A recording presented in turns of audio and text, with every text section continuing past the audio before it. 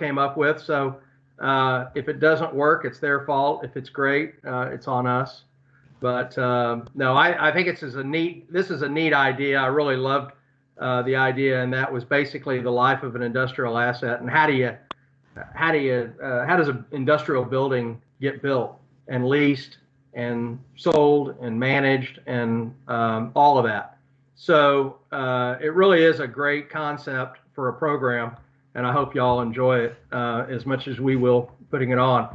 I'm gonna just kind of tee this thing off and start off by saying that we got a great group of presenters here, and they're going to take you through, and we'll kind of introduce as we go along, but they're going to kind of introduce you to the concept of how does an industrial building get built?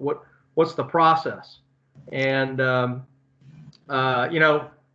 sure in your real estate classes, everything starts off with the land, right? I mean, the land is the first thing in any asset, whether it be industrial, office, retail, so forth. But and so you do have real estate brokers that specialize and really do nothing but sell land. That's their primary business, is finding owners that are looking to sell their land. They might have a user in mind, they might have a developer in mind, but in this case, we're going to take a piece of land that's in North Fort Worth that we actually did a deal with. And Bob Rice, who's going to be kind of our first presenter, was the developer, is still developing. It's a multi-building development called Synergy in North Fort Worth. And he found a piece of land, and I'm going to let him take you through kind of what he did and how he got to the point of developing these industrial buildings. So Bob, you want to take it away? How much time do I have, Alan?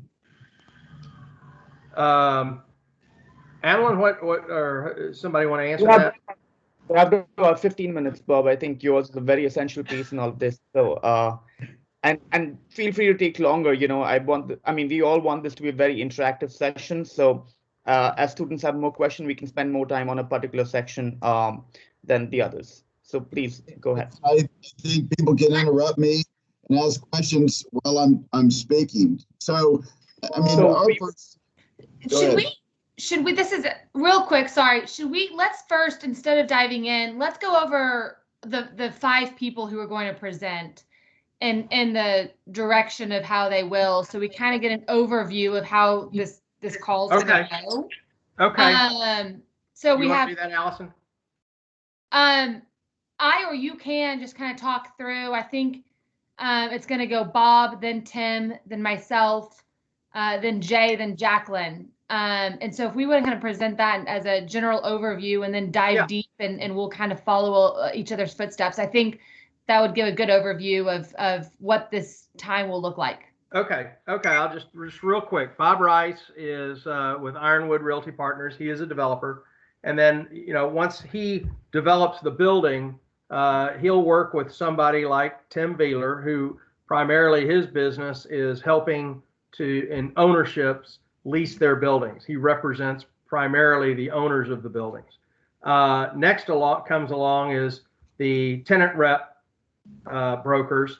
Allison Yost is going to be acting as the tenant rep, which in this case she actually was, represented the tenant that ended up leasing the building.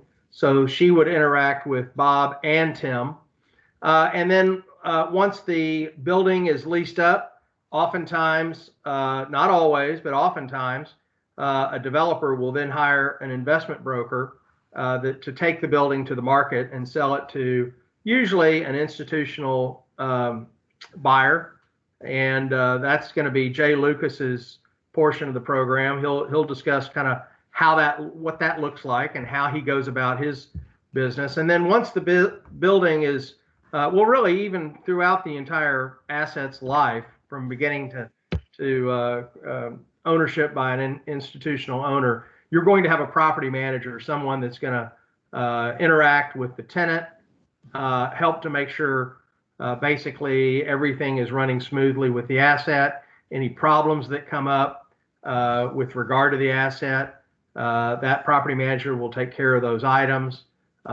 They typically have a budget each year on what they're going to be spending, and they just regular maintenance as well as issues that come up. And that's Jacqueline's going to handle that for us. So, Bob, your audio is just a little bit crackly. I don't know if there's a way to improve that any, but or if you're, I don't know if you're on your phone or your laptop, but I'm on my laptop. Is that okay. better? Yeah, a little bit. I just speak up a little bit. It was just a little bit. But anyway, so Bob, why don't you talk about how you found the land and then put the development together and All right. have at it. All right. So around the Dallas-Fort Worth, I mean, our market industrial is right around 900 million feet right now, and we have different submarkets all over the Metroplex. So as I look for new opportunities, I mean, there are certain submarkets that I would rather have developments in than others. And so I wanted something in the North Fort Worth and the Alliance submarket. And Alliance, the entire Alliance development is basically Hillwood went out and created a market back in the mid 1980s. There was no industrial market out there, and they created the entire development, brought in the intermodal. And so it's become now probably 40 million square feet or more in that submarket. And so I knew I wanted to find something up in North Fort Worth. And I came across this tract of land at the northwest quadrant of I-35W and Golden Triangle. And it was owned by the state of Texas. And it had been sitting there. Other developers had taken a run at it, and there are several issues, and nobody had put it together. So I was able to get it under contract in October of 2015. And do you have the slide that shows whoever's in control of the slides? Can you move to the first one that I think is the overall aerial? Yes, I believe there's some lag. Yes, just a second, they're doing it. And that's fine. So you'll see it's a piece of property, and so the first thing that I'll do is look at it, and I'll send it to my civil engineer to try to find out what part of it am I able to build buildings on it. So if this one had some floodplain or potential floodplain area, and you cannot build in the floodplain, which is a part of the land where when in heavy rains, it overflows the banks of the creek. And so you look for areas at floodplain that you can't build in, or if there's a creek that runs through the middle of the property that you can't just demolish a creek. You have to go through the Army Corps of Engineers, which can take a year or more to be able to try to reroute a creek, or you may not be able to touch it at all. And so then you have to design your buildings around. So I get the civil engineer to really give me an idea of what area can I build in. And then I try to lay buildings out. And so you'll see the first aerial, and are we still lagging on the PowerPoint? Who has control of the screen? Yeah, I apologize. I thought I was going to the next slide, but it seems like my computer is lagging. Let me see if I can actually take control of the screen, because I think Aman and Ron are having a little technical difficulties. 1 second.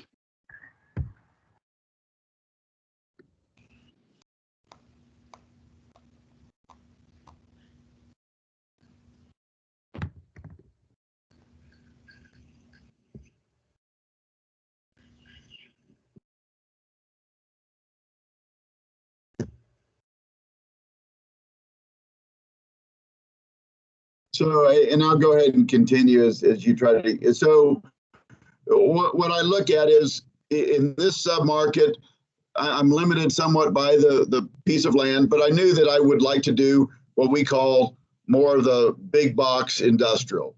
And by that, I mean buildings that have docks on both sides that we call cross docks, and anywhere in the 400 to million square foot buildings. And this site set up really nice where it had a lot of flexibility, and really I could accommodate tenants in buildings from 250,000 feet up to 1 million square feet.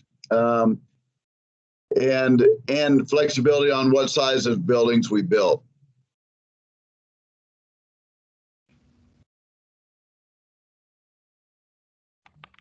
Visualize if you can. I'm sorry, for some reason it just doesn't want to share, but we're really working on it. Okay. Yeah. There we go. There's something. Yeah. There we Okay, go. so if you go back to slide 6, if you would. All right, so this, and I'm sorry to everybody, this is a little hard to see, but if you see the orange runway, that's Alliance Airport. And if you see to the orange section to the left of the airport runways, that is the Burlington Northern Railroad's Intermodal. So products that come over from overseas come into the port of Long Beach in California. The containers are loaded onto rail cars, brought over here. They're offloaded at this intermodal and put on truck chassis, and then the containers are delivered to warehouses. And so there are a lot of companies that they want to locate within 5 to 10 miles of the intermodal to receive their product and their inventory. So that's what the intermodal is, really what's driven the entire growth of this industrial market up here at Alliance. So if you see the little red section on I-35, that is what we call synergy crossing. So that's what we put under contract. If you'll go to slide number 7 now. So the slide on the left, this is the same layout, but just some different versions. And so in a sense, I could lay out on the lower 2 sites, I could combine that into a 1 million square foot building. I could do a 500 and a 400. I could do 2 450s. There's a lot of flexibility there. The middle building, same thing. I could build about a 1,000,001 square foot building there, or as you see in the site plan to the right, I could split it into 2 smaller buildings. And then up in the upper right-hand corner, we could build about ultimately what became 700,000 feet. And then if you see on the site plan on the right, there's a 17-acre parcel that we did not buy initially, and we purchased that to really square out the entire site. So the site is bordered by I-35W on the east, Keller Hicks on the north, Golden Triangle on the south, and then Harmon Road on the left. So first was, okay, what can I build on here? Looks pretty good, feels pretty good. It's you really kind of go through the sniff test that, okay, what can we develop on? Now what can we build? I like that. It's worth spending more time and energy and effort. And then I start trying to understand, what is the city going to require us to do to build this? And so Harmon Road, the road that runs up the left-hand side, that was just a 2-lane asphalt road. And they wanted us to improve that for the city as part of our development, and also pull it where you see the curve in between building 500 and 600, and tie it into Harmon Road up at Keller Hicks. So I had to get the cost to do that, which was about $1.5 million to improve that road into a 3-lane concrete road. So, and then I've got to look at bringing sewer into the property, both storm sewer for all the rainwater runoff, and how do we get rid of that, and your sanitary. So we've got to bring sanitary sewers, obviously, for all the restrooms and for the warehouses. And so there's an awful lot that then we start going into the design, what civil engineers do, which is everything below the ground. So it's if we're using some pipe underground to get rid of the stormwater from rains, it's the sanitary sewer lines. It's how do we get natural gas to the properties? How do we get water to the properties? So we start looking at that entire design, and then I have to figure out what is the cost to put in all those improvements in infrastructure, the cost to carry the land. I've got to figure out, so this is almost 3 million square feet. So I've got to figure out, all right, how quickly can we build this out? Because from an investment standpoint, we've got to figure out there's the cost to carry the land, returns that certain investors are going to require. So anyway, I put all these costs together, and then I have to figure out, all right, typically we on the development side, everybody needs a return on their investment. And so I need to underwrite this development to a 6.5% return on our money. So I put together all of our development costs, and then I really back into, all right, so if we're going to get a 6.5% return on our investment, I have to be able to get a $3.75 or just call it a $4 rental rate for these buildings. Then I have to be able to prove up, okay, out in the marketplace, is it reasonable for us to assume that we can lease these buildings for $4 per square foot rent? So all this is going on simultaneously. And I've got a certain amount of time that we have to be able to determine all of these costs, and if we can make it make sense, because the contract has, I only have a certain amount of time for me to be able to perform and provide or do all of what we call our due diligence, which is all of this, trying to find all this information. And I've got to be able to determine all of this before I buy the land. And so it's a delicate balance and juggling act between, I've got to get as much time as I can under my contract, but then I've got to manage how much money I'm spending to determine if we can make this thing work. And then I've got to get my, I go out and find a development or equity partner that brings a majority of the money to this. I've got to, for us to agree on a deal structure and basically, and if we do want to get some financing, we have to get that lined up all before we close the land. So I really blew through the whole process very quickly here, but I'm trying to be respectful of everybody's time. Can you just elaborate from a time frame perspective, how long would that entire process you just went through take you? So I got this under contract in October of 2015. And I had an equity partner in tow. And literally my money, we had $250,000 that was supposed to go firm on Good Friday of all days in 2016. And literally I got a call at about 4 o'clock from my equity partner that he decided that they did not want to move forward with this. So I'm giving you really some good down and dirty stuff here. So the good news is the money did not go firm since Good Friday was a holiday. And so I had to contact the sellers and tell them my equity group pulled out last minute. And I had to convince them that it was in their best interest to give me a contract extension.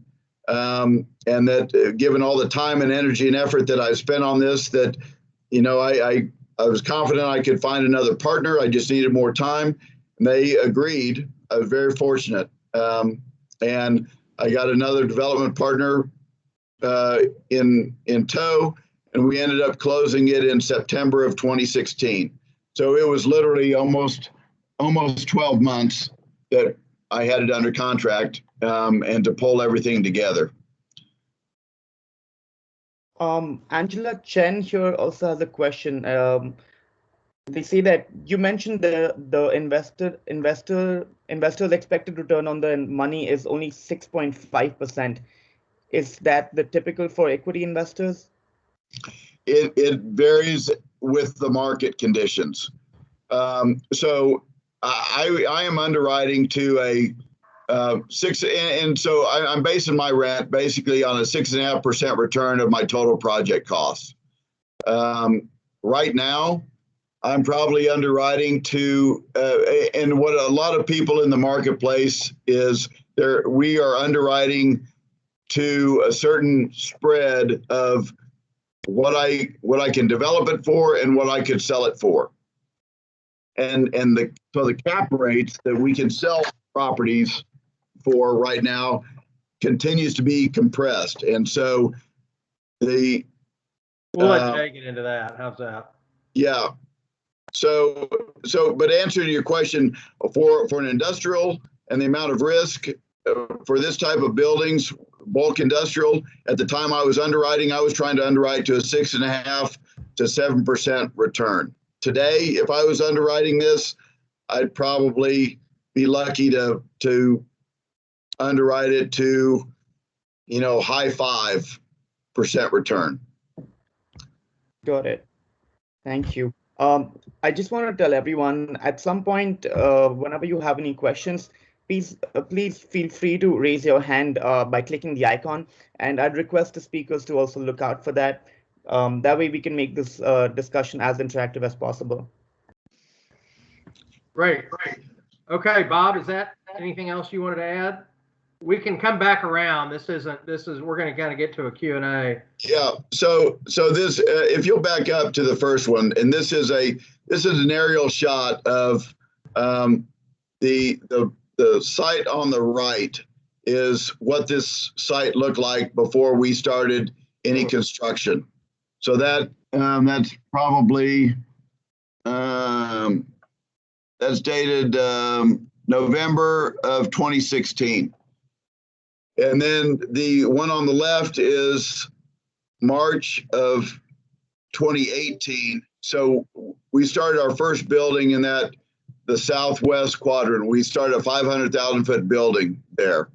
The other thing I did not mention, you'll see in the foreground on the picture on the left, there were 2 gas well pad sites that we had to figure out how to deal with. And that's a frac tank there. So the site on the left, you're looking from the northwest corner of the site, looking southeast. I-35 is over on the kind of the far left side. On the picture on your right, that is in the, where is that? I think that's the same angle, just a little different view. That was before we started any construction.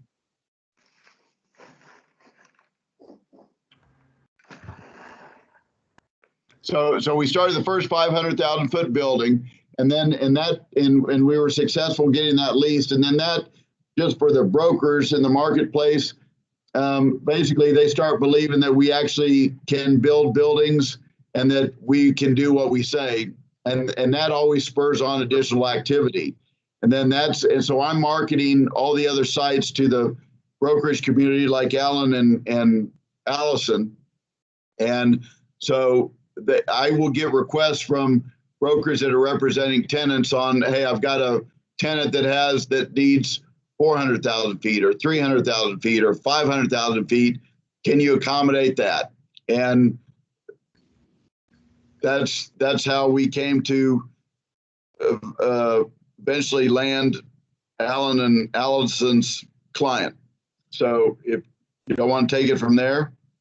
Yeah, let me, I think Tim Beeler is now with us, and Tim is going to, so the next step in the process of developing a building is the owners, sometimes they'll self-lease it, as it so happened Bob did, but there's a lot of institutional owners that will hire a listing broker, a real estate agent whose sole job it is to lease buildings on behalf of the ownership. And that's what Tim does. Tim Wheeler is the recent president of the CCIM chapter, and his day-to-day job is doing brokerage, but also he probably spends a good bit. And I wanted him to explain kind of what he does as far as leasing on behalf of ownership. So Tim, why don't you tell us what you do? Thank you, Alan. Can you hear me good?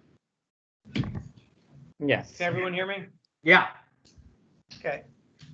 So my name's Tim Wheeler. I work at Transwestern. I'm a industrial leasing agent, and I've been doing that for several years now. And I've listed for Prologis, largest landlord in the world, Link, one of the top landlords in the world. So I'm very honored to be here and appreciate you having me on the panel. So a deal like this, talking about listing and listing brokerage, and the whole idea of agency leasing, it starts a long time before you see this break ground. To have these relationships with high-level people like Bob, like Link, like Prologis, like all the other, in Dallas, this is the big leagues of commercial real estate. I mean, you're in the majors here. So to have relationships with these folks, you have to provide them with great information. So, Bob is always looking for, hey, what's stuff trading for? What's the occupancy? What's the vacancy? Who's out there looking? What kind of users? What are they leasing? What do they like? What do they dislike? How should I lay out my building? Front load, cross dock. What's right now? Cold storage is a very, very big thing here in Texas and all across the country, even data centers. So having that information to them consistently in front of these high level folks, that helps to build your relationship. So when they have a project comes, they invite you to pitch. You go in there with your team, preferably. We have teams here at Transwestern, many of the larger shops do. And then you pitch for the listing assignment, the leasing assignment, and then depending on what market you're in, back then things were a little different a few years ago. But it's been great in Texas here, and it's even better now. When there's blood in the streets in New Jersey or in Michigan or Seattle, California, things are really good here. We're very, very fortunate with industrial. So right now it's different working for a landlord than in a down market. In a down market, there's a lot of different things you have to do. You have to really work to get people's attention on your asset, because a lot of people are looking for value for a good deal on the tenant side. Everybody wants a good deal. But in this kind of a market, with land compressed, a lot of people don't. I heard this from Alan Gump several years ago, and I believe it was at an AIOP meeting with the number of land sites left in North Texas, and they're shrinking significantly. And for those of you who don't know, we're constrained by utilities when you go further outside the Metroplex. So that's compressing our land and driving the values up. And the increasing demand with all the folks moving here and businesses moving here, it's a very good market right now. So there's people going to be lined up for all the deals that Bob has coming online. If he can get some ground, then there's people lined up that are ready to start leasing that. And it's been very, very good for us here in North Texas. And then it becomes a little bit different of a sale, because you have to sell as a broker. You have to sell to these investors like Bob and his peers why they should pay a premium. And that's not a typical sale. What's the argument for paying a premium on a price of land? Well, it's in demand. There's high demand and there's very scarce supply. And you show them the numbers and you show them the projections and you show them the next, nobody has a crystal ball, but you have to extrapolate from what the market's been doing, what it's going to continue to do. And so in a down market where that's a little bit different, you have to plan and prepare. What are some of the possible things we could be, what are some of the possible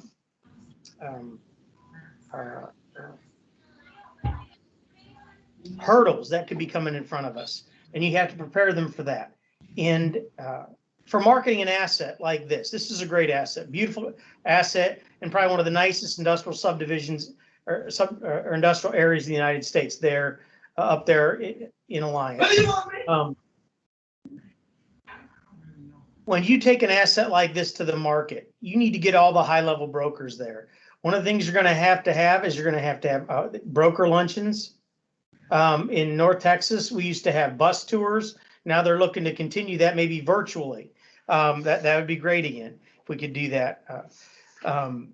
Broker luncheons, broker events. One of the things the broker has to do, you as the agency leasing agent, you have to make sure that you're getting this information out there to the market. That's what your job is. You need to make sure that every deal out there is seeing your owner's product. You have to make sure that you know the deals that are turning. What's turning? What's gonna be coming online? Who's renewing and when?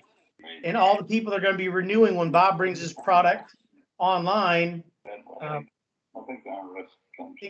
We have someone that needs to mute there. Hi, Bob. Yeah, okay, thank you. Thank you. So you have to make sure you're in front of all those folks.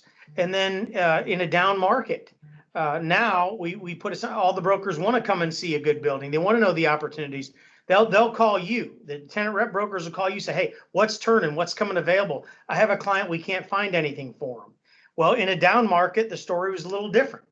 You know, we had to go out to them and say, hey, you know, you come to our event, we're going to give you this kind of a gift card, that kind of a gift card. We call all the neighbor properties. Hey, here's what we have coming online. Do you need more space? We look at all of our lease terms in the market. Say, hey, you're going to have this. You're going to be turning your lease in X amount of months.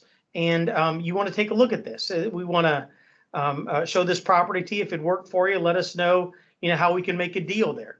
So there's a lot of things you'll want to do from the landlord side, and that's on some of the bigger assets. And it really is not much different with some of your smaller assets. It just, you scale things down a little bit, not the service and not the work certainly, but the type of users and the type of people that you're targeting sometimes vary, and they sometimes vary by submarket. Then the other thing you're going to want to do is when you're on the agency leasing side, it's real clear, especially when you're working for REITs or larger companies, to know what their goals are. What are their projections? As an agency leasing person, you're going to want to give them all the information they need in November before they do their projections for the next year, and help them with that. That's another extra service that you can do for them. Getting in front of all the owners with that good information helps them to underwrite, and when they look good with their underwriting and their projections, when it goes to their national decision makers, when your asset manager takes that information up and they hit or exceed their goals, then everybody looks good. So making them look good is what you want to do. You also want to see if they're planning, what's their plan. And in some of the publicly traded companies, you can see how when they need to exit out of a portfolio. And you can say, okay, if you're going to exit out at this year, here's what you need to do to maximize the value of this building. Or here's what you need to cover for. With retail, it's a much different animal with having tenant mix and making sure everybody can play in the sandbox together. Even though it's not as important with industrial, that is something to consider, especially on some of your older, more dysfunctional buildings. Some of the newer ones, they're highly functional and it's easy for everybody to work together, not so much a bigger consideration. But also working with folks like them, and then the investment sales guys like Jay Lucas, who's going to be speaking to you here shortly, and then coordinating with the property management, saying, hey, how would you lay this out? When we're making these recommendations, are we in line with all the latest and greatest best practices in the market? Is this the most efficient layout you're seeing? What feedback are you hearing, property manager, from your current tenants? Is there anything we should be having at these buildings we don't that they would like to see? So, okay. I think I've covered a lot, maybe even a little too much, but let me know if there's any questions. I just wanted to quickly know from you, Tim, that what are the essential skill set do you think would be essential for somebody who'd want to, have a career as a listing broker? what is something that you can start developing early or kind of working on while you're in school or, as you develop interest in real estate? This is a simple answer, but it's a good one. When I first started 1994, I had an owner of a lot of assets say to me, we were talking about the underwriting. And back then we used to do carbon copy leases, and we had this old we didn't even have Excel back then. Well, they did, but I didn't have it. We penciled out the underwriting on these things called APOD sheets. I think you can still find those online. And he said, Tim, you get a lot better with your math, quicker and better when you put dollar signs in front of it. And I really got that. So look at the math. One of the things you can do is look at the underwriting, know the goals of your client and meet them. And then another even simpler one, nothing beats hard work. In a market like Dallas, the only way to beat any competition, when you're talking with all high level brokers, I got peers that, are high level, and there's folks that are producing incomes that are more than most incomes in several markets across the country. There's a lot of high level people here. So as I've seen from you, brother, and all the hard work you do and the folks on your committee, nothing beats hard work. And landlords will see that if you hustle. I had a good friend of mine who's a leasing rep, done it his whole career, say to me earlier that a good psychology class helps when you're leasing space, because you've got to make a lot of different people happy, and understanding how their brains work is helpful. So moving on, thanks Tim for that. So the next phase in the building that we are looking at in this particular building is the tenant rep broker, the broker who's in the market, who's representing the tenant that is out looking for space, and what all that process entails. And Allison is going to take that away. Hello. So it all starts, I guess we all kind of started where everything starts.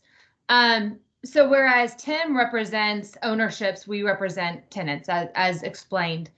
And how do you get those relationships is, obviously you come in this business and you want to do tenant representation, and you hear a lot of people, you throw you a phone book and say, make calls. It's how a lot of people start in this business, and it's how you get your name out there and meet tenants. Fortunately, as well, another way is brokerage, other brokerage shops or brokers in other markets.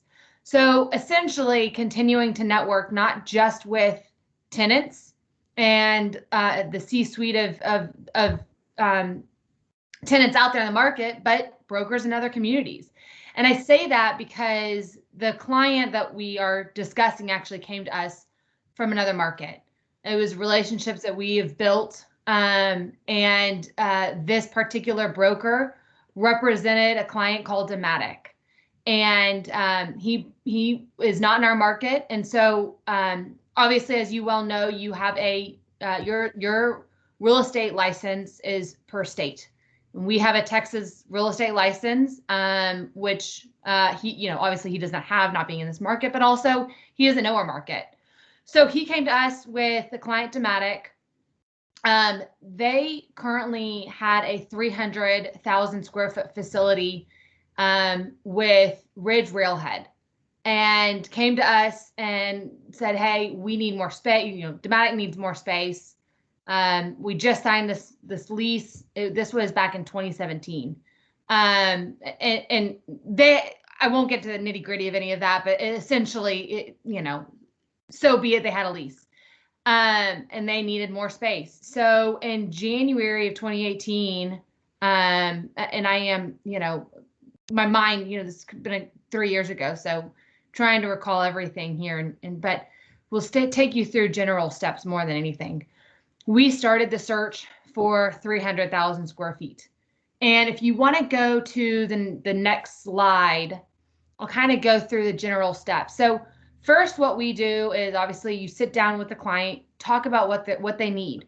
What are they looking for? Where do they want to be? Doing, staying near employees matter, to staying near a particular client matter. What are your hotspots for a particular location? So after we go through kind of the client specifications or what they are looking for, we put together a market options. And so this is just a snapshot of a summary that lists buildings that we provide. So what we'll do is we go out to the market, look as far as what fits that criteria that the tenant needs, and then present to them options that would work for them. And this isn't particularly for the deal in specific, but it's one of many market surveys that we have done. And so we send them the market options, which includes the summary, snapshot of each building, and then the property flyer that we would get from like Tim Beeler. He would send us he would send us all the rate information, the brochure, everything, and we put that together and send it on. If you want to go to the next slide, along with that, we have, we can get as specific or as general as possible. And in one particular case, this was actually for a different Dematic deal that we're working on. They want to know where engineers are. It's a bunch of engineers, and they need to know, where do engineers live versus where they go to work. And so we'll do particular mapping that shows, kind of directs them to a particular location based upon statistics and criteria that, we have help with our research department helping us with that. But it just shows the in-depth that we can go to help a client make a decision as far as where to go. So in the particular case with Bob Rice, though, I will say we kind of knew it was always going to be in the Fort Worth market. And I'm trying to recall the next slide that we have. So this is with a market survey that we do. It is a snapshot of a particular building. It has, we provide all of the building information, rate information, and et cetera, et cetera. So from there, we narrow it down to a couple buildings and send out what we call a request for proposal. And essentially, we are asking the landlord to come back to us with a proposal that meets a criteria. It can be a 2-page proposal, or in this case, what the deal with Bob, it was probably closer to 14 pages. It included, an 8-page requirement where we went through everything from fire protection, HVAC, the floor sealant, office, warehouse. A lot of people like to think office has more detail. Industrial probably does, because every single tenant is very specific with their needs. And in this case, we needed to make sure that, this warehouse was not just going to fit. It was not just a cold dark shell box where you put product in. There's a lot more to it. And we went through that entire process with them. And so when you send out a request for proposal, and that is where the financial negotiations begin, as well as all the requirements needed to fit. So on the particular deal that for the Dematic deal with Bob Rice, I think we're talking about, it went down to two different facilities. One with the current landlord to go to a next door building, and then a building with Bob Rice. And Bob, I will say, to really give him the kudos, he worked extremely hard to win over Dematic. And he provided the strongest and best and really showed us how he could be a good long-term owner, what would our future expansion look like. And in addition, Dematic was, the building that Bob was going to provide was a build-to-suit. It was not an existing building. However, he had let's say roughly 200,000 square foot building that he could lease. And Dematic had a need that was immediate, but we couldn't fulfill because, let me back up a little bit. The building with the current landlord would be, we would be operating in 2 separate buildings. It would be the 300 we were currently in, and then the 350 or whatever it was with the other building. Bob's would be a 700, and we would combine the operation into one roof. But we had a timing issue. Bob had an existing building, and we ended up doing 2 leases with Bob to fulfill Dematic's immediate requirement. And we leased, I think it was, Bob, remind me, I'm sitting here pregnant too, about a 200 square foot building that we leased with you during the construction. Is that right? Right. I was giving you 200,000 feet in an existing space while we built the building. And, you know, the biggest challenge, Allison, was that they had that existing lease term on, remember? Through 2020. Yeah. And so, you know, they first thought that they were really going to have to move really 3 times, move into 300,000 feet. And then when the other lease expired, well, then move out of the 200 and add that to be 500, then move out of the 300,000 foot space.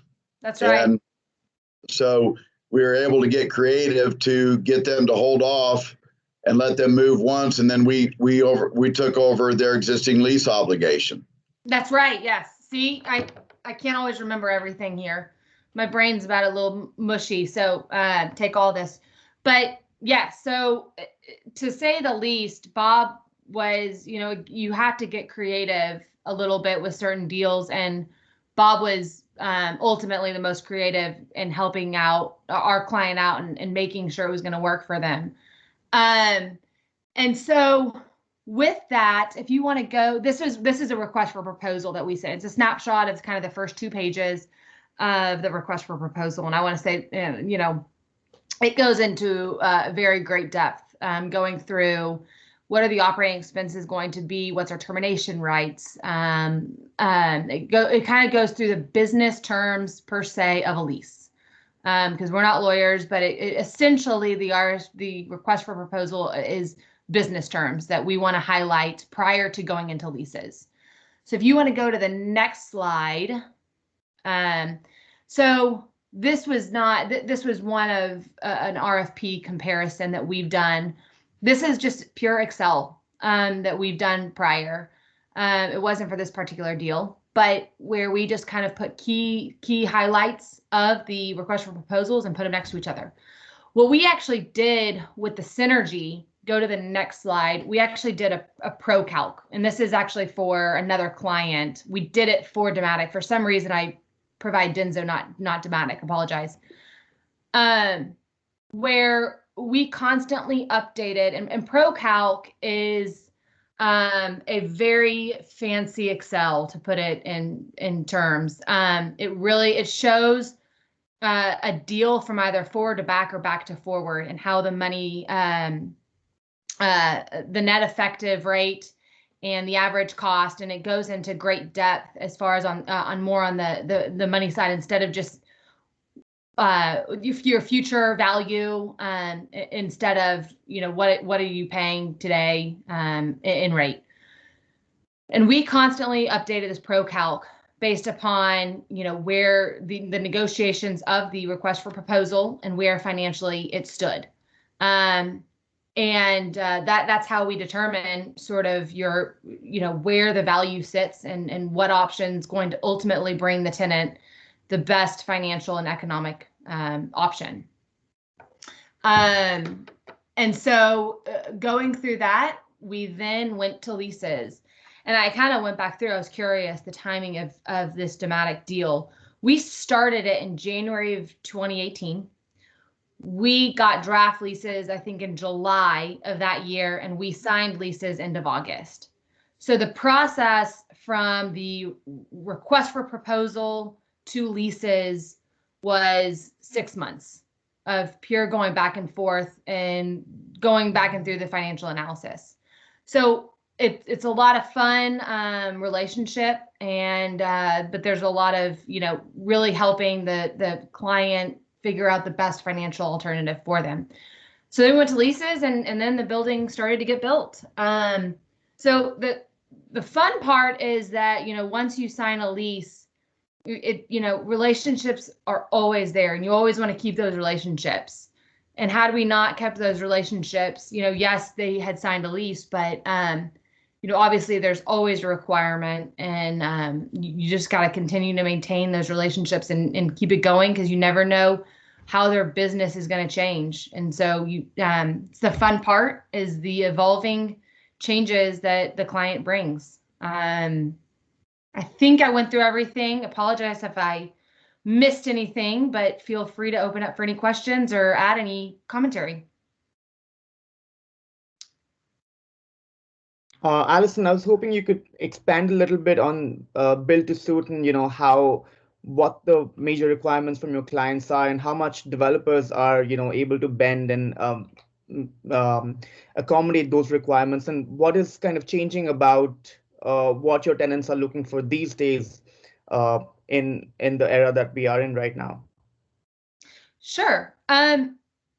Really, obviously they all talked about the underwriting of the facility. We've done a couple build to suits, and actually all three were different. We did two others after we did this Dematic deal. One was actually a cold storage facility, and it was obviously the building was built specifically for their needs. So what we have done is you go through their entire requirement and what is required. How is are we talking about, I'm going to talk general here, but 6,000 square feet of office, and what clear height do they need? There's some changes that happen, obviously, and there's a lot of modifications that you have to work with, but you sit down, go through every single, nitty gritty detail as far as what the client needs and how they can accommodate. And then obviously there's some additional costs, and those are amortized into the rate. As far as additional and tenant improvement costs or specific tenant costs. So there's obviously the base building, and then there's specific tenant costs that are above and beyond. And we look at the financial piece of that and how that's going to be amortized, or who's going to take that on. Is it the landlord's going to take that on, or the tenant? And so it varies significantly. One is, we're doing mezzanine office, 2-story mezzanine office with full HVAC warehouse. That's not your typical building that's going to get built. One obviously was a freezer cooler, and then one was pretty much straight distribution. So it changes for every single user that we've done, and you just look at the details of that and how that's going to. Yeah. Most of the time, if they want the deal, they're, everyone's always willing to make it work. I hope that answered that question. Right, certainly did. Thank you so much. Okay, moving on, unless there's anybody else. So once the property is built and leased, sometimes, not always, but sometimes the developer wants to monetize and sell the property, sell the asset. The investment community is awash in cash these days, and so there's lots of opportunities to sell these kinds of assets. It's a very high demand. And Jay Lucas has spent much of his career as an investment broker. Jay is with Cushman & Wakefield. He's also the past national president of CCIM, so he has been involved with CCIM for probably longer than anybody on this call. And so, Jay, take it away.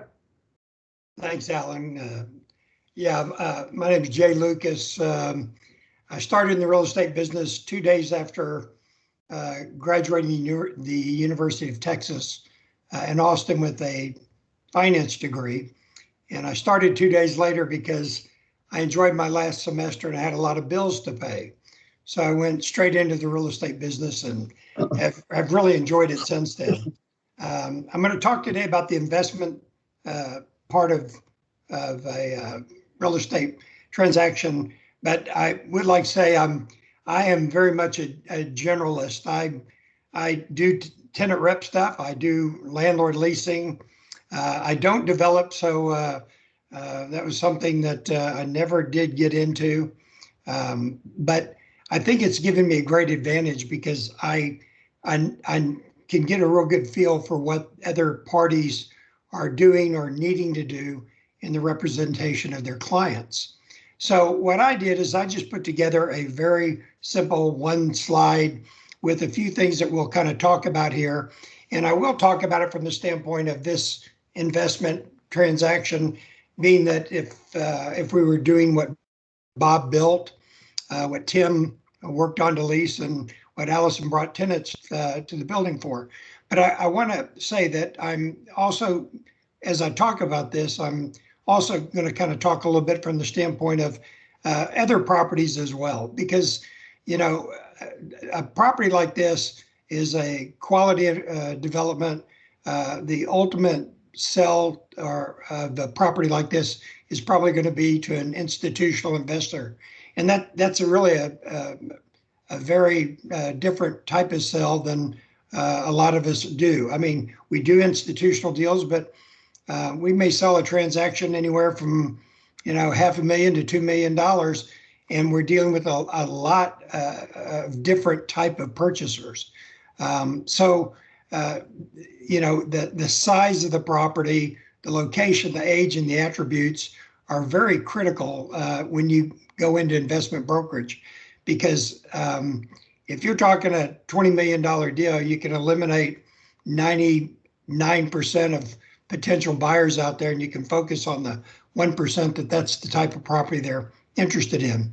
However, you're talking about a $2 million property, there's quite a few more buyers that would look at it. And so there's a lot more information you got to put together.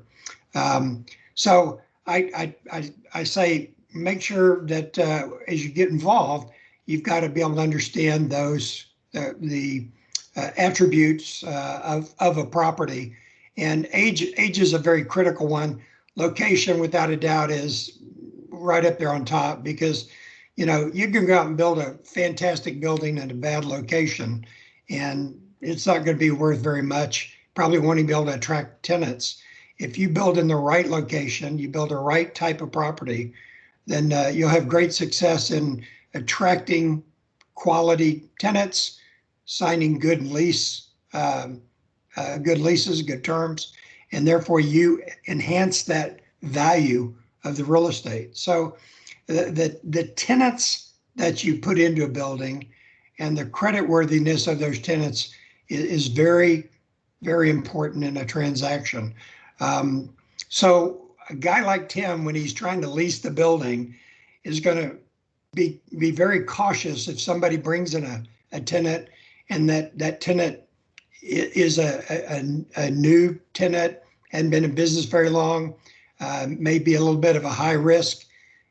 He's got to be very cautious about that. So you need to know what you're doing to represent the landlord. And trust me, landlords, they know how it enhances the value of their real estate to get a tenant in there. But I can assure you, Bob Rice is not going to take a very questionable deal, because if he does, it's going to hurt his ability to maximize the value at the time he wants to sell it, or even if he just wanted to refinance it down the road.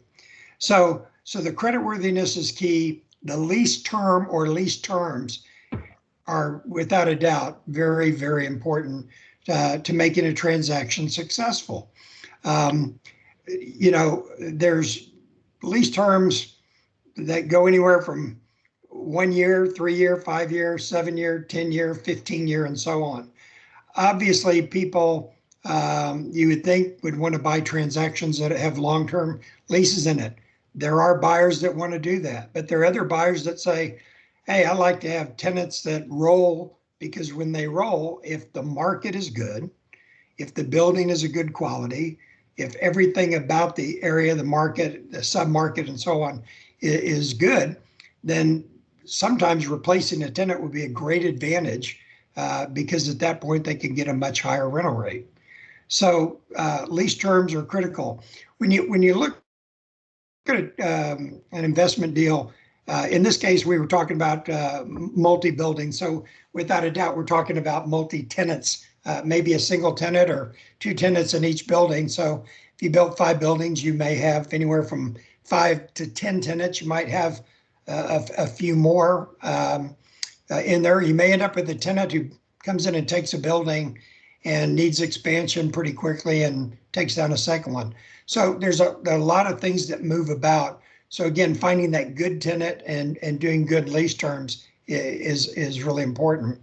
I mentioned here the lease rate, escalations, renewals, and type of lease. So in newer construction, most leases, in fact, most leases in our market today are really based upon triple net leases, where the tenant is paying a base rental rate, and then the expenses, the taxes, insurance, and common area maintenance is paid directly by the tenants, passed through to them. A gross lease would just be one where the landlord pays everything and again passes things back in there, but they may be based upon a base rate or something like that. And again, I don't get too diverse in here because there's so many different things that we could really talk about here. But when I talk about the lease terms, the lease rates, things like that, that's where someone like Allison can do a real number. Representing her client, she can do things that become a very disadvantage to the landlord or the developer. Things like that might be wanting to have termination rights, maybe the ability to, they take a 400,000 square feet, but we want to have the ability to contract our space in 5 years. Or they may want to have some rights of first refusal, which may impede the ability to lease other parts of the building.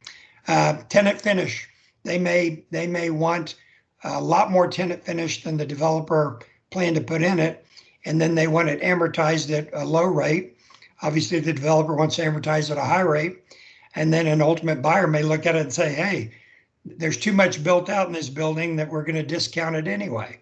So you can see there's quite a lot of factors that have in there, but that's where a tenant rep representing their tenant is looking out for the interest of that tenant.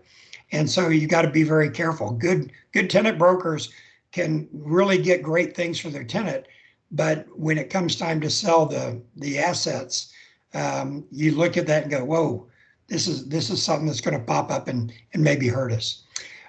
Just kind of moving down the line though, really the key number in a transaction of investment is the net operating income. And you've got to calculate that. So if we were working on a transaction and there's one tenant, getting to that NOI is pretty simple. If in the case of a 5-building complex where you might have 10 different tenants, you've got to look at the rents. You got to look at when they adjust, when they escalate, to be able to really calculate and see what that net operating income is going to be doing, not only at the time of acquisition of the property, but how's it going to change and when is it going to change? In our market, landlords try very hard to get annual increases of 3%. Tenant rep brokers, they don't want to do any, but they're going to push more towards a 2%. Well, I want you to think about it. If Allison can get a 2% annual bump, as opposed to a developer getting a 3% bump, realize that bump is 50% less than what the developer was trying to get. You compound that over a term of a lease, maybe being 5 years or 10 years, it makes a significant impact in the rent that's generated in that building. And when we want to take that NOI and create a cap rate or look at what that return will be, you can see it can make a big difference. So next to NOI, capitalization rate is an important thing. When we work with sellers or owners, we give them kind of a capitalization rate range. You can sit there and say, I can sell this for 5.25%, but it may be that you're only going to get 5.6%, or you may be able to push it down and get 4.75. So you're looking for a rate, and that rate, when you calculate it, is going to end up giving you the price value that the seller can expect. And it's also that value calculation range that a purchaser will be looking at to determine if it's the kind of investment they're interested in pursuing. So after you've looked at everything from the building, the attributes, the tenants, the lease terms, the fluctuation, the rent, you get the NOI, you create the capitalization rate and a value range. Then at that point, you can really look at your purchaser profile. Again, I talked earlier about a $2 million deal has a very different buyer than a $10 million deal.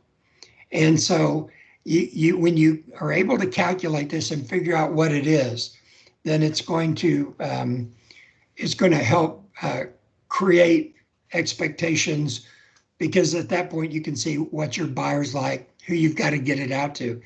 And really, it's, if you're talking a $20 million deal or up, like I said, there's a finite group. There's a finite group of buyers that you're going to go out to. And in many, many cases, you go out, you get the interest of them, and you get them to come in and make offers and then go out for a best and final offer from them. And that's just because, you know, that's what you can do. Other deals, smaller transactions, you're going to have to really push and market the various things that make that a valuable asset, that makes them believe that if they purchase it, they're going to have success in the end of selling it, refinancing, whatever they might do. So I put in here for you key investment questions, and I'm going to say to you that everything about real estate is answered by these 4 questions. And if you're a landlord and you're going to lease to a tenant, you got to answer these questions. If you're a purchaser trying to acquire a property, you're going to have to answer these questions. So I just want you to make a note of it. The questions are very simply this. It comes to money. I got a degree in finance. It's all about the money. How much money do you have to put into a transaction, and when do you have to do it? So if Allison put in there that her tenant, we signed a great 15-year deal, but in year 7, we have to provide a refurbishment allowance, we got to figure that out. So how much money am I putting in, and when do I have to put it in?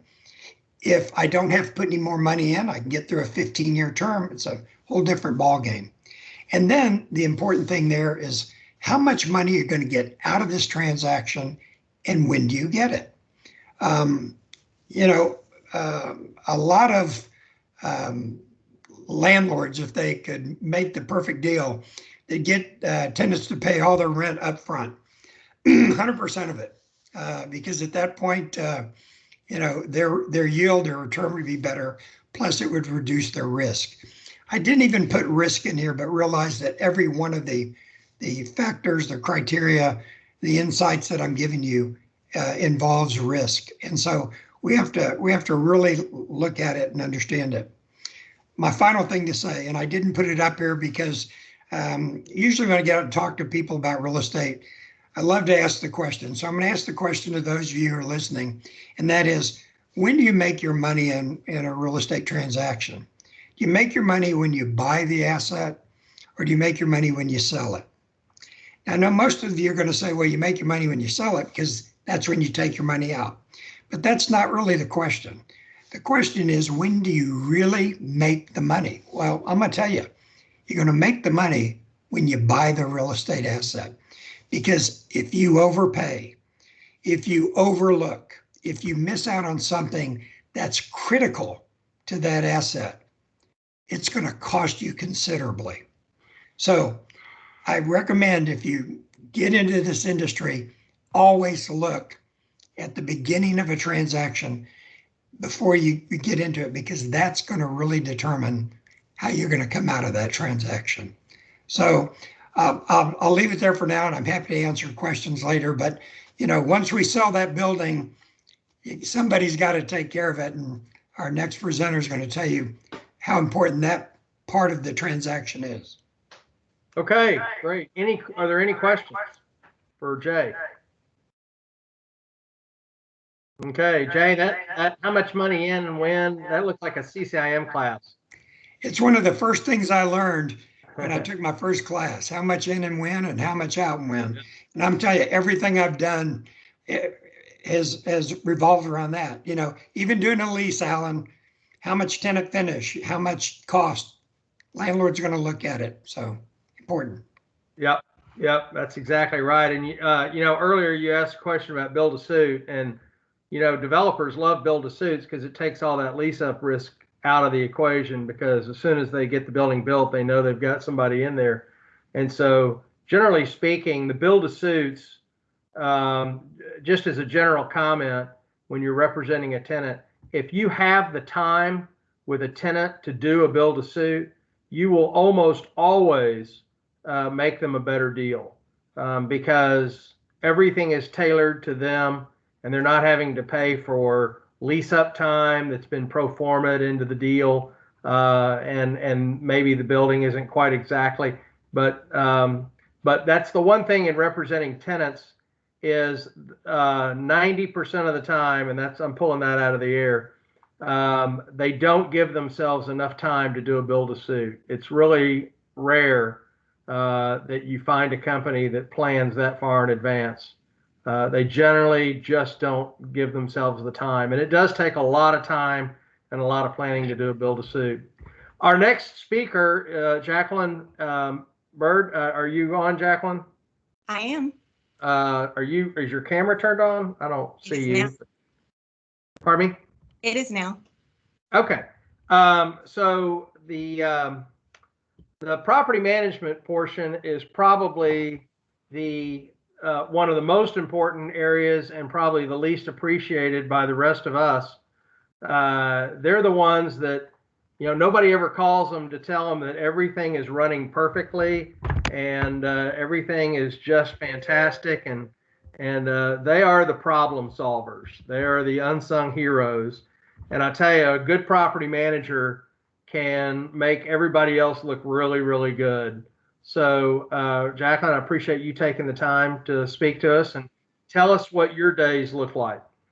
All right. Well, thank you, Alan. First off, I'm Jacqueline. I am a senior portfolio manager with Link Logistics, and Link operates a portfolio of over 400 million square feet of institutional quality logistics real estate here in the U.S. We have about 350 employees and 16 offices across the U.S. I've been in commercial real estate since the mid 80s, believe it or not. So I've seen a little bit of everything from medical office, high-rise, retail, industrial. I've touched it all, either through an accounting or finance perspective or from operations.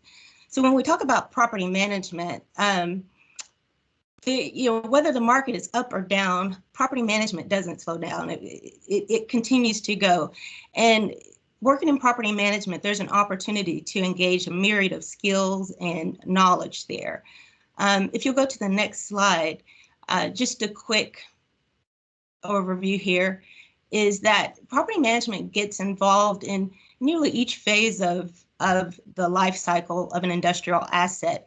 It can be involved in development by providing a level of feedback or review to the developer, particularly if that developer is also an owner.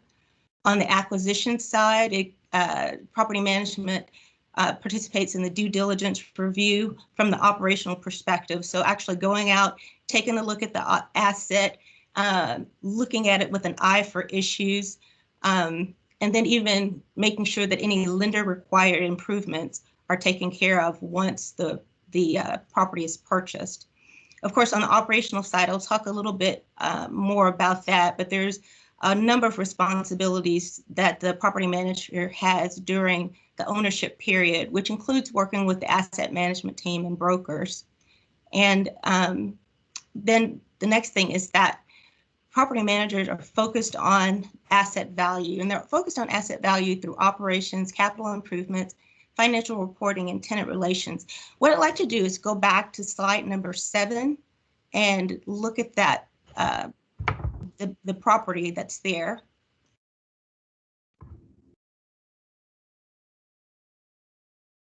Can we go back to slide number 7? If we're not able to, if you remember, slide number 7 had 5 buildings on that slide. And what I wanted to point out to you there is that everything about that property, from the dirt to the building to the facility, property managers are engaged in that. And so it's the responsibility of the property manager to operate the asset in a manner that's going to maximize the asset's value. During the operations phase of it, we're looking at risk management. You know, how do we mitigate risk? That's through insurance, that's through making sure that things are well taken care of. Also in operations, contract bidding and management is a responsibility of property management. So every contract that touches that building, whether it is any operational contract, whether it's landscaping, pest control, janitorial, any major repairs, those things are all contracts that are bid, and the property manager is responsible for managing them. Common area maintenance and any work that the owner is responsible for is handled by property management as well. And typically in an industrial building, everything within the envelope of the building that's not the building systems, that's not fire protection, the major plumbing lines coming to the space, that's all typically the responsibility of the tenant inside the space. Everything outside of the space, the landlord is typically responsible for. Of course, that changes depending on the type of lease there is. But the property management team is responsible for making sure that all of the exterior responsibilities for the property, as well as those responsibilities that the tenant may have, are maintained in accordance with the lease. And speaking of the lease, if you're operating in property management, you are going to see every single lease that happens on a property. And most times it's best if you see those leases before they actually get signed, because the property manager has the ability to say, hey, look, that cap is doable, or that cap's not doable, or if we, put this in the deal, this is the effect that it has on the property's operation. So lease administration is a big part. And then when the leases are actually executed, we facilitate the tenant improvements many times, either directly by the property manager or working with the construction manager, and then make sure that that tenant has a smooth transition into the property.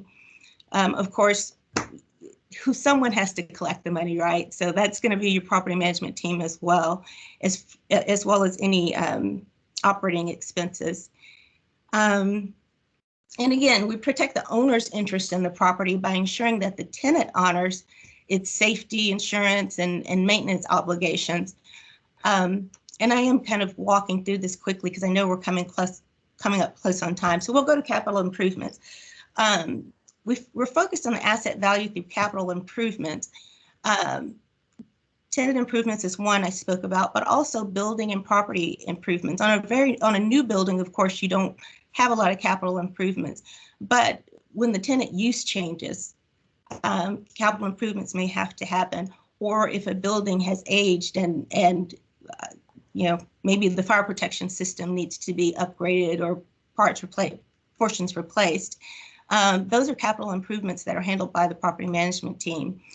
From the financial reporting aspect, I say we live and die by our NOI, because the NOI ultimately affects the value of the property. So to start with, we have the underwriting that's done on a property. Well, the property management team has to make sure that we are meeting or exceeding that underwriting right off the bat when the property is first acquired, but also on an ongoing basis. So that's through the development of an annual budget, which would include operating and capital expenses. And then also on receivable collections, mitigating or reducing bad debt from customers, because it doesn't do well to have $500,000 in income booked, but you can't collect it. So the financial reporting part is very important. And if it's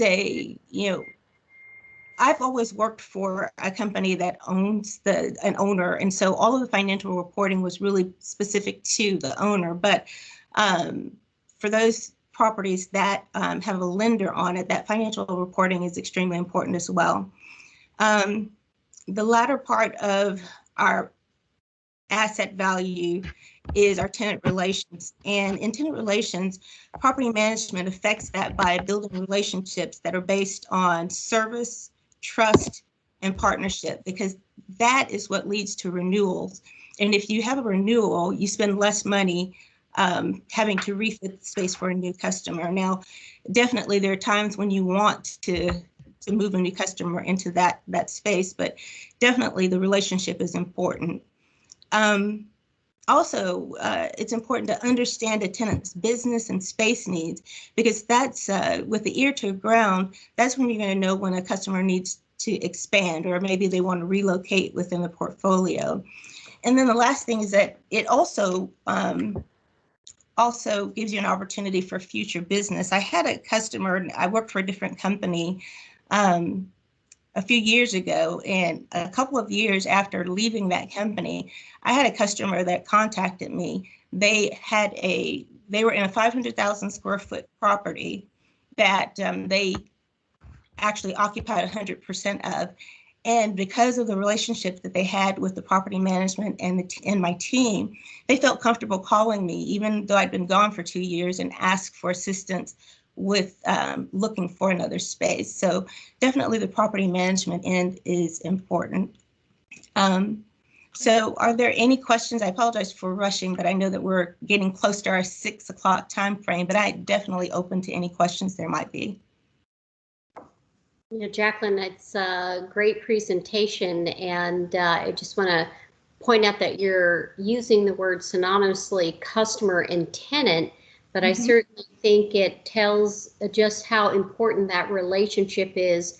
And I really like your testimonial about your customer coming back to you afterwards in a consultative capacity to help them. That's a big testimonial, so good for you. Yeah, thank you. Jacqueline brought up a really good point about wanting to see the leases, and I know she made the comment about looking at the cap, and what that meant was a lot of times when the leases are being negotiated, the broker, the tenant rep broker, and the owner, the asset manager, and in some cases, if it's not the owner, it's an asset manager, are agreeing to things that Jacqueline has to live up to or has to be aware of in order to so we all make a lot of promises, and then Jacqueline has to come back and live with them afterwards. And she's laughing because she knows what I'm talking about. But there are caps on operating expenses that get written into the leases, and so she has to look at that and figure out how to work around that. But anyway, are there any questions for any of the panelists? I didn't have something. I have a quick question, actually. Sure. And this could work for any of the panelists, but I'm kind of curious how, for property management, the pandemic has changed the way you do your job, and like, what are the main concerns that you kind of face with that? Yeah, obviously, thank you. Obviously, the primary concern is COVID-19 in itself, and so when the pandemic first occurred, what we were finding is that, like many companies, tenants moved out of, they slowed occupancy of their buildings. But then, of course, in the industrial buildings, that can't last for long, because you can't have production and not have people there.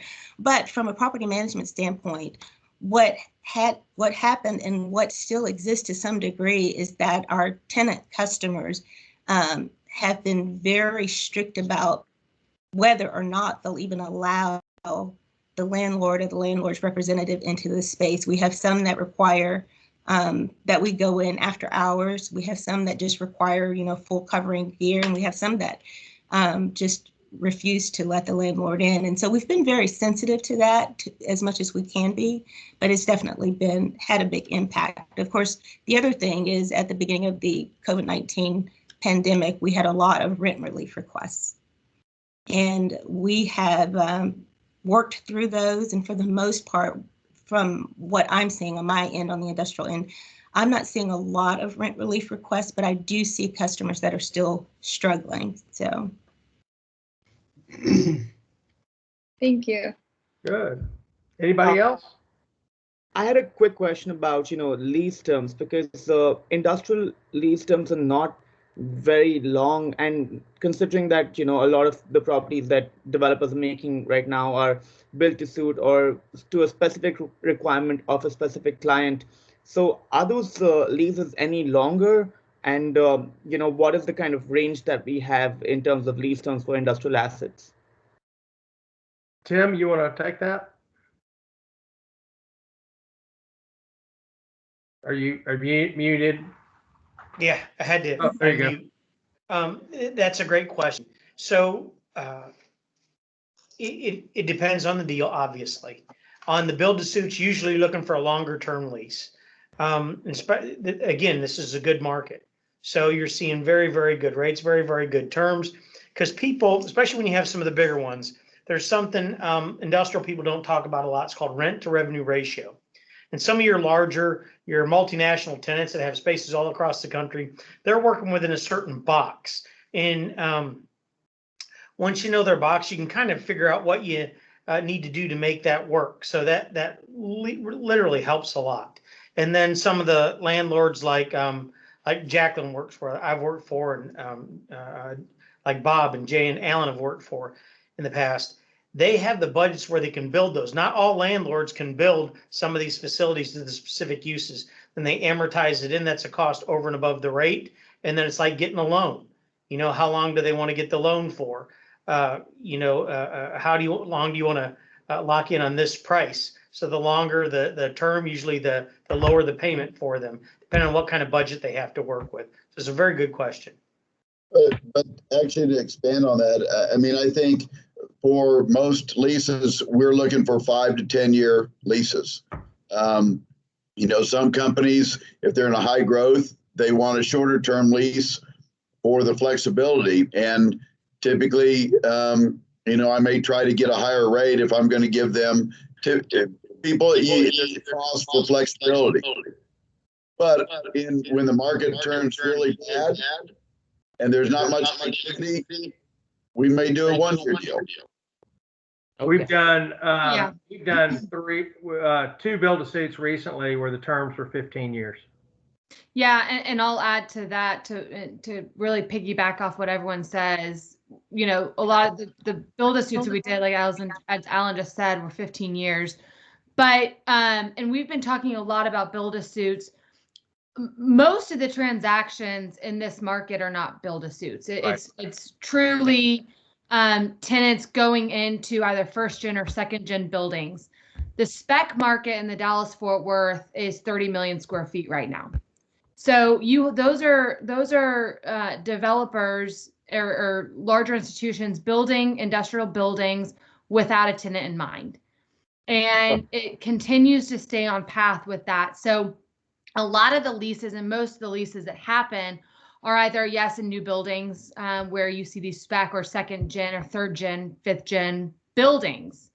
Most of the time in newer buildings, they're not going to go less than a 5-year term. When you come to older facilities, it's a little bit easier to get a 1 or a 3-year deal. And that's a lot of times because the tenant just does not know exactly how their future is going to hold.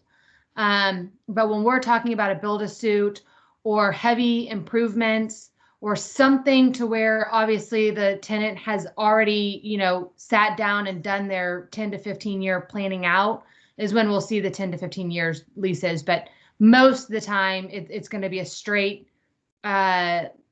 lease, not a build a suit, just a normal, well, I shouldn't say normal, but just a lease between a tenant and a landlord in an existing building for 5 years.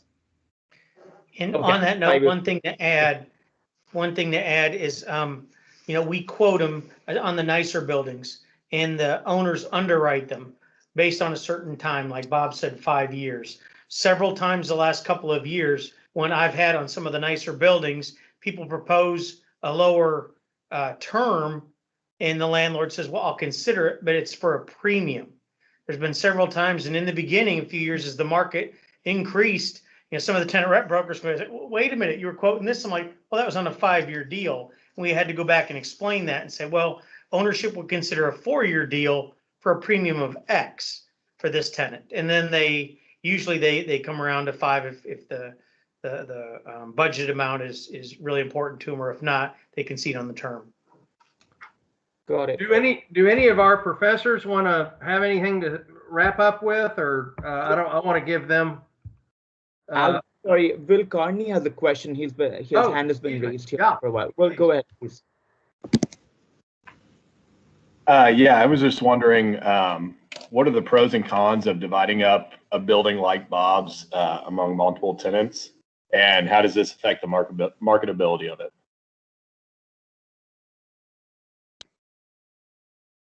Bob, you're on mute.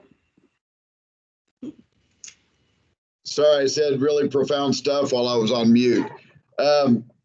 That's always a challenge, and it really is dictated by the market. For example, we have a 700,000 foot building in that same development that we just finished. We would love to find a single tenant for that, but the way the building is designed, we can split it into 4 separate tenants. So as long as the market's strong, we'd like to try to hold out for a single tenant. But if a 400,000 or 500,000 foot user comes along, I'd be willing to split that building up, and then that allows us to have some flexibility of leasing either the remaining 300,000 feet to one tenant or splitting it into 250,000 foot tenants. So it's, when you're building spec, you want to try to be as flexible and have as many different options as possible. But no matter how you start leasing your building, you still have what I call the Cinderella glass slipper, where you've got to find the perfect fit for whatever your remaining space is. And so it's really just understanding the market that you're in and where the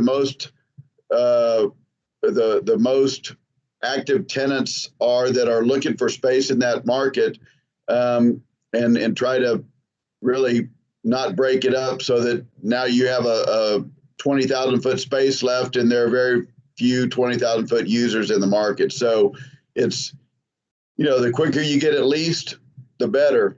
It really is just kind of playing gut feel and trying to understand the market and activity.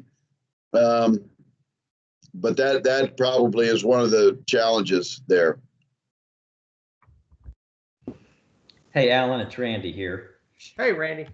I'm going to give a couple of shout outs, and then I do have one question I'd like y'all to share with the students. First and foremost, I want to thank all of our wonderful panelists who took their valuable time to share their insights with you students. I also thank the students in the Real Estate Club. Arden is the president this semester, and Ron and others who've worked really hard to put these together.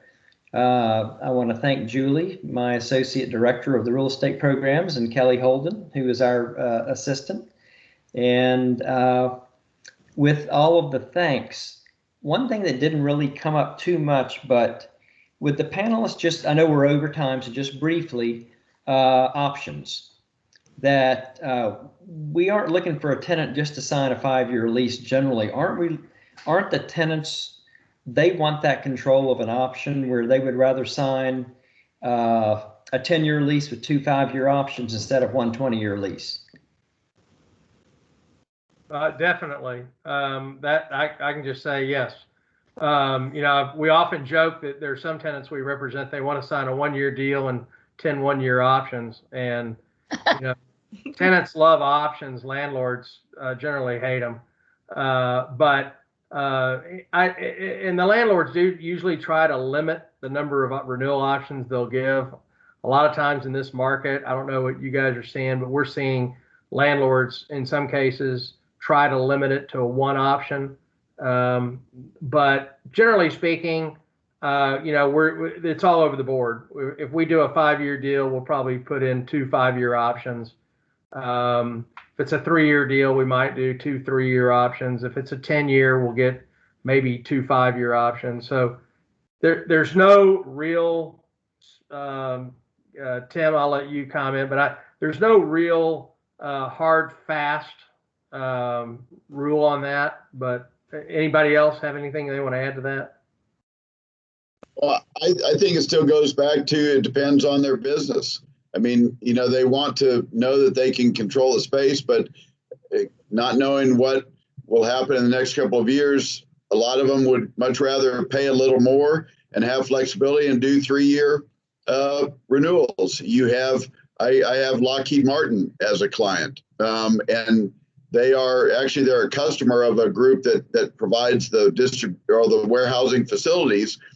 And so my lease is with SEVA, which is the group that performs those activities. Well, they don't want to sign a lease any longer than what their contract is with Lockheed Martin.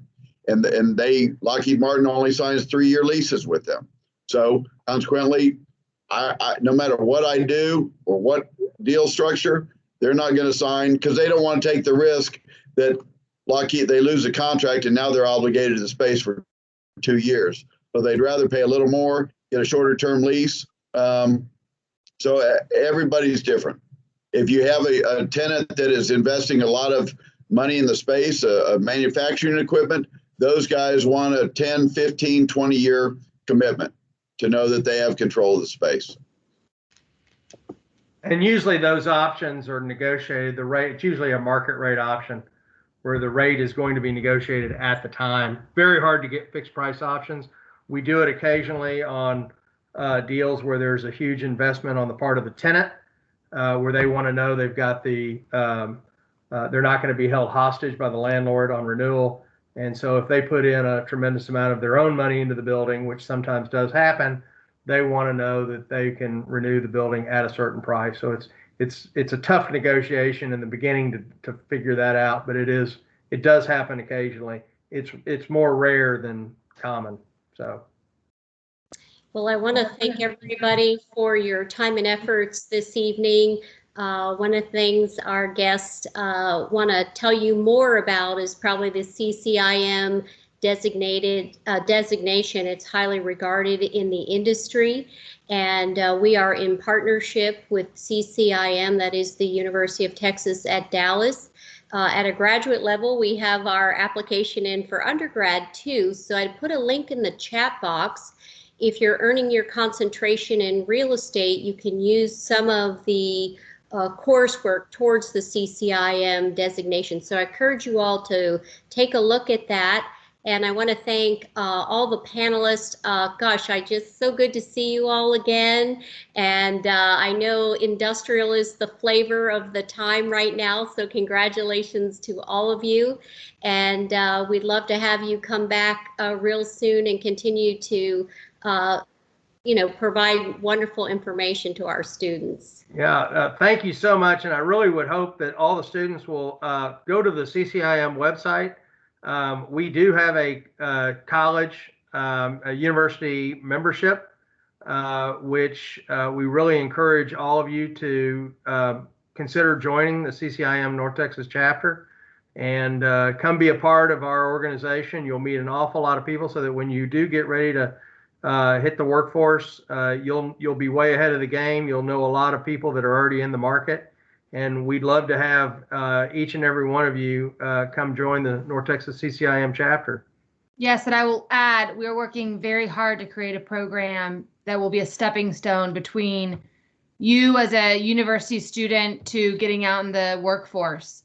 And so we hope that you don't feel scared when you graduate. Where am I going to go? Who am I going to meet? What am I going to do? Come to CCIM. We're going to hopefully get a program for you started here this year to where we will be, a helping force for you in that path. So we look forward to it sort of being your next step. Yeah, and we're always available to help. That's a great segue, Allison. Thanks. Okay, everyone.